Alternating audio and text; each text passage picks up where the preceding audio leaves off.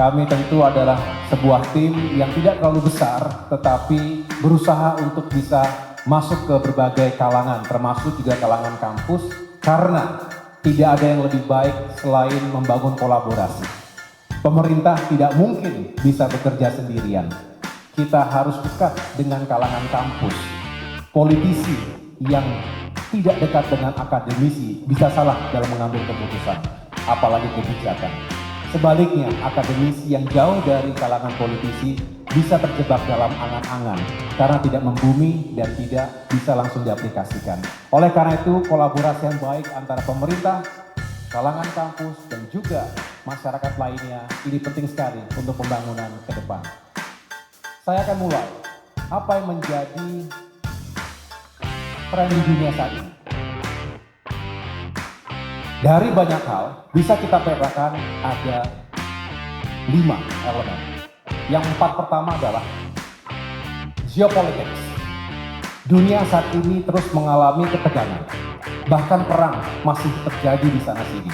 Di daratan Eropa, di Timur Tengah, perang saudara juga terjadi di Afrika, dan Indonesia di tengah-tengah kawasan Indo-Pasifik, Asia-Pasifik, dan juga secara spesifik Asia Tenggara juga menyadari bahwa ketegangan antar bangsa dan negara di dunia juga masih kerap terjadi.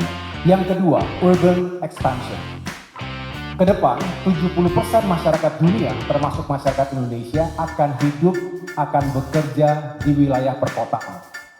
Pertanyaannya adalah, apakah kota-kota kita sudah memiliki kapasitas yang cukup untuk bisa mengakomodasi semakin banyaknya penduduk di wilayah perkotaan tadi.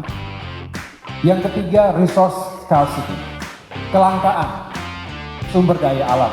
Kita tahu bahwa hari ini 8 miliar penduduk dunia menuju 10 miliar di tahun 2050. Semakin banyak penduduk dan semakin menipisnya sumber daya alam kita juga akan membuat kelangkaan berpotensi pada terjadinya kompetisi yang makin sengit dan konflik, bahkan perang antar negara. Ini juga harus kita waspadai.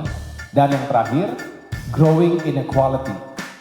Bahwa kesenjangan antar wilayah, kesenjangan antar negara ini juga kerap terjadi. Ternyata globalisasi tidak kemudian menciptakan pemenang semuanya. Ada yang tertinggal, bahkan ada yang merasa kalah di negerinya sendiri. Indonesia tidak boleh lengah, karena Indonesia harus maju bersama-sama. Tidak boleh ada satu daerah, ada satu wilayah yang tertinggal.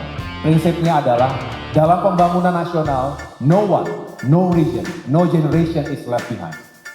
Dan tentunya yang sangat krusial juga dan menjadi fokus kita hari ini adalah krisis iklim.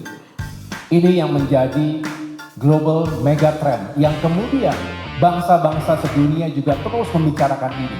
Apa yang terjadi jika kita tidak bisa mencegah memburuknya pemanasan global? Apa yang terjadi ketika kita tidak bisa mencegah dampak dari krisis iklim? Cuaca ekstrim, kekeringan terjadi di sana-sini, gagal panen, orang banyak yang sakit, bahkan meninggal karena tidak punya akses terhadap air bersih. Ketika pangan tidak cukup, ketika bencana terjadi di sana-sini, ini semua dekat dengan kita. Ini bukan sesuatu yang ilusif, ini sesuatu yang memang ada di sekitar kita setiap saat. Apalagi Indonesia berada di range of fire. Oleh karena itu, mari kita sama-sama sigap, jangan kita membiarkan ini semakin buruk.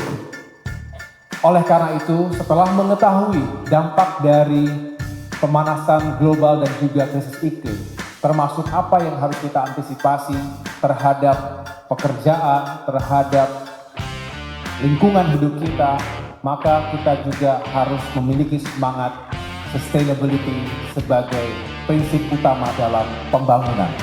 Dalam beberapa kesempatan saya diundang di Tiongkok, di Stanford, Amerika Serikat, sampai dengan di acara BRICS di Brasilia, semua mengangkat isu sustainability. Prosperity and sustainability.